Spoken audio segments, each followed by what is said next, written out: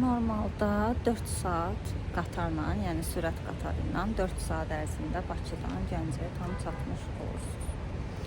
Amma bu dəfə bəzi texniki səbəblərdən bizim qatarımız 1 saat yetişdi deyə 1 saat Gəncəyə çatmış olduq və Gəncəyə gələn kimi də burada Şahsaray adlı restoran var. Orada günorta yeməyə qərar verdik. Bundan sonra gedəcəyik gəzməyə. Restoranın həyəti videoda da gördüyünüz kimi belə rəngarəng idi və çox maraqlı ab-havası var idi. İstirahət etmək üçün çox yaxşı məkandır. Yeməkləri isə çox dadlıdır. Ailə üzərində əvvəlcə bu məkanda olmuşdular. Mən isə 2 dəfə gedirdim. Ümumiyyətlə Gəncəyə 2 dəfə gedirdim. Gəncəyə həmişə çox getmək istəmişəm, amma alınmamışdı. Burada da şəhərin maraqlı yerlərini gəzirik, hansı ki bir gün içərisində, yəni qatarın qayıtma saatına qədər biz bu yerləri gəzə bildik.